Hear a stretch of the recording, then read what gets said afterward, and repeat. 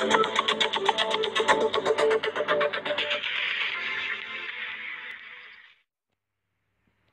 pertama tentang beliau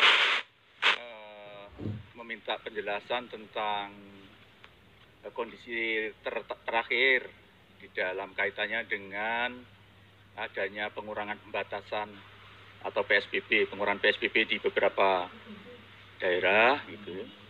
Intinya apakah masih terkendali atau tidak gitu ya.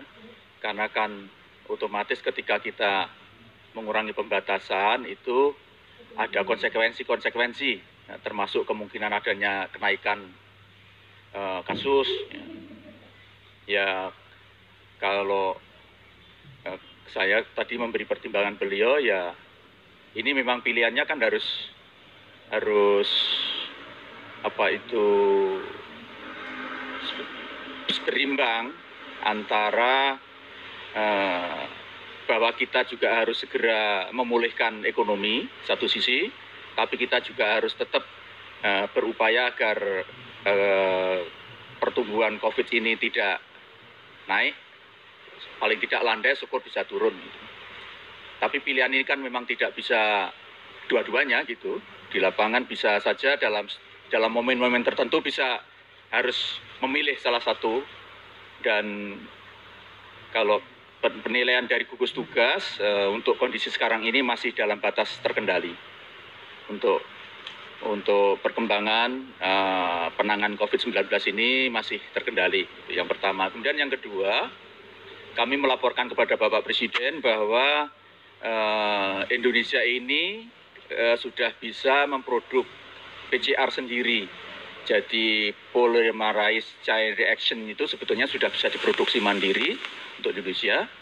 Kemarin saya berkunjung ke Bio Farma, itu di sana Bio Farma sudah bisa memproduk 50.000 per minggu. Dan kalau itu bisa dilipat gandakan produksinya sampai bisa 2 juta sebulan, itu bisa memenuhi kebutuhan dalam negeri.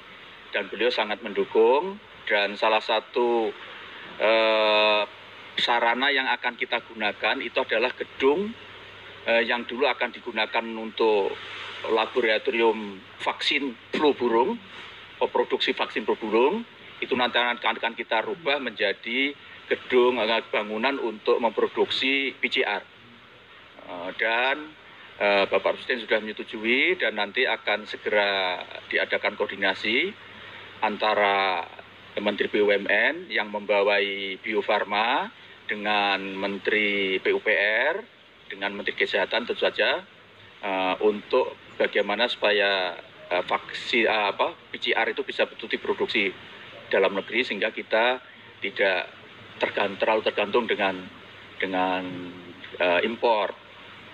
Apalagi kalau terlalu banyak jenis PCR kits itu sering tidak kompatibel dengan reagen ekstraksinya. Jadi mereknya beda, bisa tidak cocok dengan, karena nanti kalau nanti ini bisa kita sederhanakan, apalagi PCR satu, nanti lebih mudah untuk operasionalisasi di lapangan. Dan beliau sudah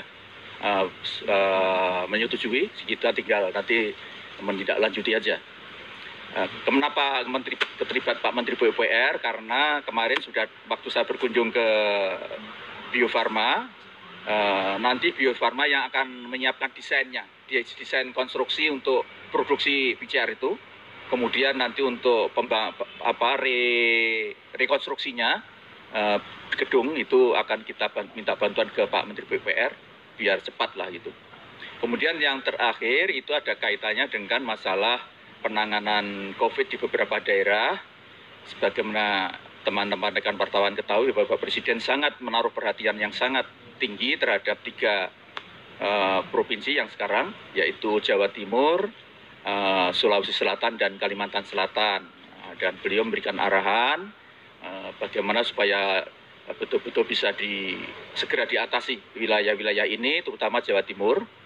Dan beberapa arahan tadi saya kira akan sedang kita tindak lanjuti, termasuk penambahan fasilitas yang diperlukan, termasuk juga tata kelolanya, Misalnya untuk rumah sakit darurat yang ada di Surabaya itu beliau memerintahkan supaya ditangani oleh Pangkogap Wilhan II, sebagaimana di Wisma Atlet itu juga ditangani oleh Pangkogap Wilhan II, kemudian yang ada di pulau yang ada di Pulau Batam itu juga ditangani oleh Pangkogap II. Sebagaimana kita tahu dulu waktu kita mengevakuasi anak buah kapal, termasuk anak WNI dari Wuhan, itu juga kita melibatkan TNI, terutama Pangkogap Wilhan II, dan ini nanti Pangkogap nomor 1 maksud saya. Nah, nanti untuk yang di Surabaya itu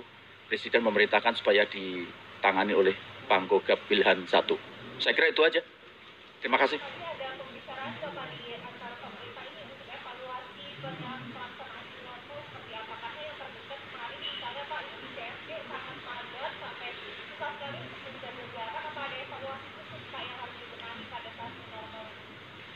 Sesuai dengan arahan Bapak Presiden, sebaiknya kalau akan mulai mengurangi pembatasan, terutama untuk sektor-sektor tertentu, itu kan harus ada simulasi.